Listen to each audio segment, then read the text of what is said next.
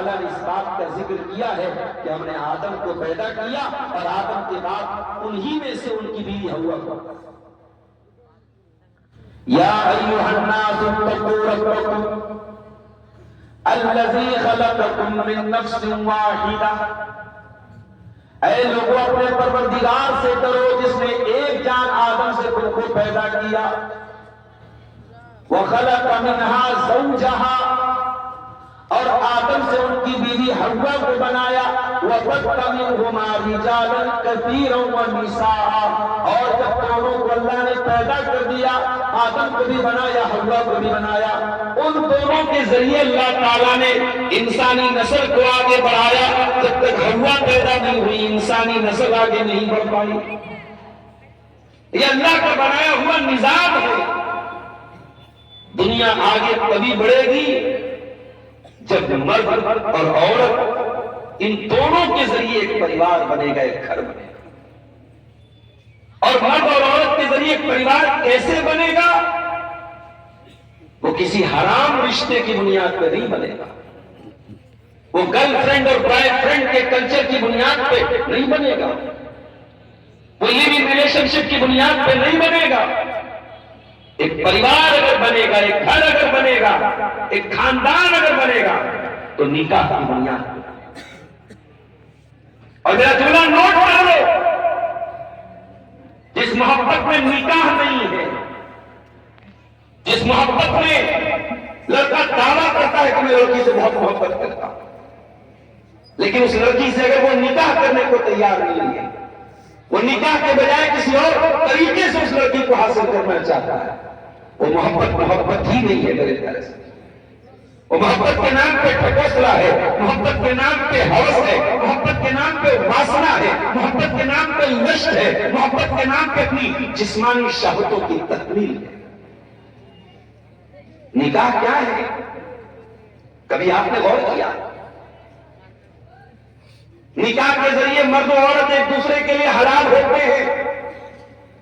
وہی کام اگر بغیر نکاح کے کیا جائے زنا ہے، حرام ہے، بدکاری ہے. نکاح کے ذریعے حلال ہو گیا. نکاح میں ہوا کیا؟ لڑکی کے ولی کی اجازت، لڑکے کی طرف سے گواہوں کی موجودگی، مہر اور لڑکے کا قبول کر لینا کہ ہاں میں نے اس لڑکی سے میں نے اس لڑکی کو اپنے نکاح میں قبول کیا.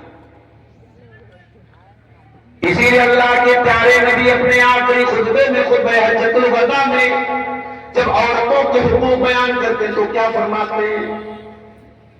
اس کو لے جائیں، ڈسٹرب مت کریں. وَاسْتَحْلَلْتُمْ فُرُوجَهُنَّ بِكَلِمَةِ اللَّهِ. ذرا جملے پر غور کیجیے اللہ کے رسول کے. آپ نے فرمایا کہ جب تم نے عورت سے نکاح کیا، کل تک وہ کسی کی بیٹی تھی، کسی کی بہن تھی، کسی کی خالہ تھی، کسی کی پھوپھی تھی، لیکن کل تک کسی کی بیوی نہیں تھی. کل تک وہ کسی اور کے گھر میں رہتی تھی، کسی اور کے گھر میں نہیں اپنے گھر میں رہتی تھی. اور آج جب نکاح کر کے آئی، ایک اجنبی پریوار میں، ایک اجنبی گھر میں آئی، اور ایک انسان جس سے پہلے سے کوئی رشتہ داری نہیں تھی، نکاح کے ذریعے وہ اس کی بیوی بن گئی. صرف بیوی نہیں بنی، سر سے پیر تک اس کے لیے حلال ہو گئی. اللہ کے نبی فرماتے اَخَذْتُمُوهُنَّ بِأَمَانِ اللَّهِ. اے لوگوں، تم نے ان عورتوں کو جب نکاح میں قبول کیا تو تم نے اللہ کا نام لے کے ان کو قبول کیا. اللہ کا کلام پڑھا گیا، قرآن پڑھا گیا، مولوی صاحب نے خطبہ نکاح پڑھا اور اللہ کا نام لے کے تمہاری پناہ میں دے دیا، تمہاری امان میں دے دیا. یہ عورتیں جب نکاح کر کے تمہارے گھر میں آتی ہیں، تمہاری پناہ میں آ جاتی ہیں، تمہاری امان میں آ جاتی ہیں. وَاسْتَحْلَلْتُمْ فُرُوجَهُنَّ بِكَلِمَةِ اللَّهِ. اور اللہ کے کلمہ کی بنیاد پر یہ تمہارے لیے حلال ہو جاتی ہیں. کل تک ان کو ٹچ کرنا حرام تھا، ان کو چھونا حرام تھا، ان کے قریب جانا حرام تھا. آج تمہارے لیے حلال ہو گئی. کیوں حلال ہوئی؟ اللہ کے کلمہ کی بنیاد پہ حلال. نکاح کے اندر بڑی طاقت ہے میرے ساتھ. اور یہ نکاح جو محبت پیدا کرتا ہے، وہ واٹس ایپ اور انسٹاگرام کی چیٹنگ سے وہ محبت نہیں پیدا ہو سکتا. معاف کیجیے، اور فیس بک اور سوشل میڈیا پر ایک دوسرے کو پیار بھرے میسج بھیج دینے سے جو محبت کے نام پہ ڈھکوسلے ہو رہے ہیں، وہ محبت نہیں ہے، محبت تو نکاح کے ذریعے۔ اللہ قرآن میں کہتا ہے وَمِنْ آيَاتِهِ أَنْ خَلَقَ لَكُمْ مِنْ أَنفُسِكُمْ أَزْوَاجًا لِتَسْكُنُوا إِلَيْهَا۔ اللہ تعالیٰ کی بہت بڑی نشانی یہ بھی ہے کہ اس نے تمہاری بیویوں کو بنایا تاکہ تم ان سے سکون حاصل کرو۔ اس کا مطلب یہ ہوا کہ سکون آپ کو نکاح ہی کے ذریعے ملے گا، حرام رشتے کے ذریعے کبھی سکون نہیں مل سکتا۔ شہوت پوری ہو سکتی ہے، واسنا پوری ہو سکتی ہے، جسم کے تقاضے پورے ہو سکتے ہیں، سکون نہیں مل سکتا۔ سکون ملے گا تو بیوی آپ کو سکون، جو اللہ کے کلمے کی بنیاد پر آپ کی زندگی میں ہے، بیوی سکون لے کے آئے۔ اور دنیا کی تاریخ گواہ ہے اس نکاح نے کتنے نوجوانوں کی زندگیوں کو بدل ڈالا میرے ساتھ۔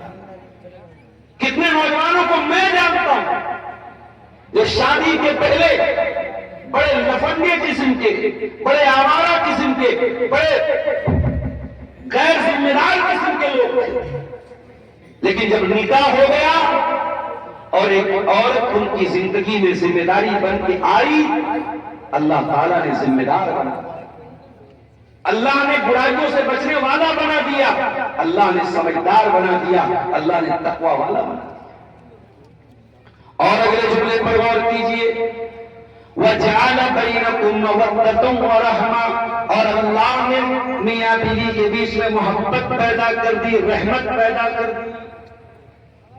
محبت اللہ نے پیدا کی ہے نکاح کے ساتھ، یہ محبت دنیا کی کسی طاقت میں پیدا نہیں۔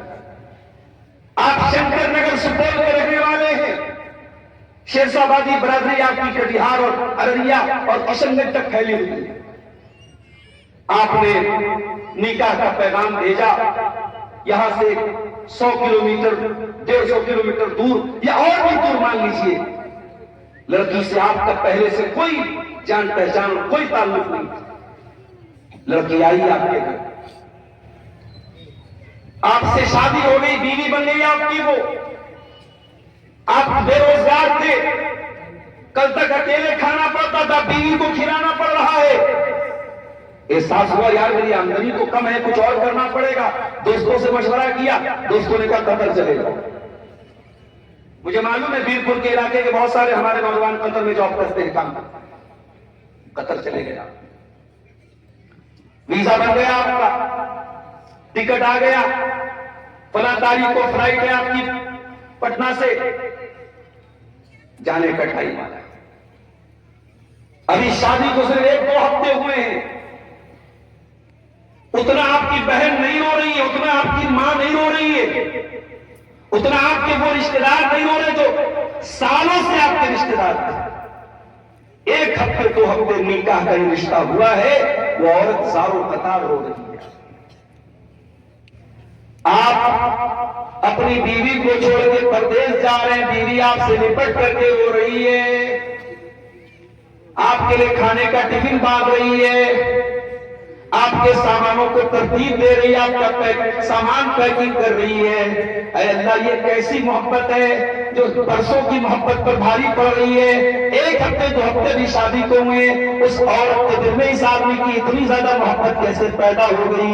عورت بھی ہو رہی ہے، آدمی کا دل بھی غمگین ہے، بیوی کو چھوڑ کے جا رہا ہے، بھاری من کے ساتھ جا رہا ہے، بھاری دل کے ساتھ جا رہا ہے، کلیجے پر ایک دکھ اور اداسی چھائی ہوئی ہے۔ یہ 1-2 ہفتے کے اندر اتنا پیار، اتنا اپناپن کیسے پیدا ہو گیا؟ قرآن جواب دیتا ہے وہ لوگوں، یہ دنیا کی کسی طاقت کا کمال نہیں ہے۔ وَمِنْ آيَاتِهِ أَنْ خَلَقَ لَكُمْ مِنْ أَنفُسِكُمْ أَزْوَاجًا لِتَسْكُنُوا إِلَيْهَا وَجَعَلَ بَيْنَكُمْ مَوَدَّةً وَرَحْمَةً۔ یہ محبت پیدا کرنے والا اللہ ہے، یہ محبت میاں کے دل میں، شوہر کے دل میں بیوی کے لیے، اور بیوی کے دل میں شوہر کے لیے، یہ محبت پیدا کرنے والا اللہ ہے۔ اور آگے بڑھیے، شوہر 70 سال کا ہو گیا، بیوی 60 سال کی ہو گئی، دونوں بوڑھے ہو گئے، عورت جوانی میں بڑی خوبصورت तबीयत बुढ़ापे में, चेहरे पर झुर्री पड़ गई, बाल सफेद हो गए, शौहर भी बूढ़ा हो चुका है, बदन में ताकत नहीं है, झुक के चलता है, लाठी लेके चलता है। उस बुढ़ापे में बुढ़िया का इंतकाल हो गया। बूढ़े की आंखों से आंसू बह रहे, बूढ़ा रो रहा है, अरे तेरी औरत तो बूढ़ी हो चुकी थी, 60 साल की हो चुकी थी, अब तो जवानी के जैसी खूबसूरती भी नहीं थी, अब तो इस लायक भी नहीं है तू कि अपनी बीवी के करीब जा सके, न तेरी बीवी इस लायक है तेरी जरूरतों को पूरा कर सके। लेकिन 60 साल की बुढ़िया के लिए 70 साल का बूढ़ा रो रहा है। क्यों रो रहा है? कुरान कहता है वजाल बैनकुम मवद्दतम व रहमा।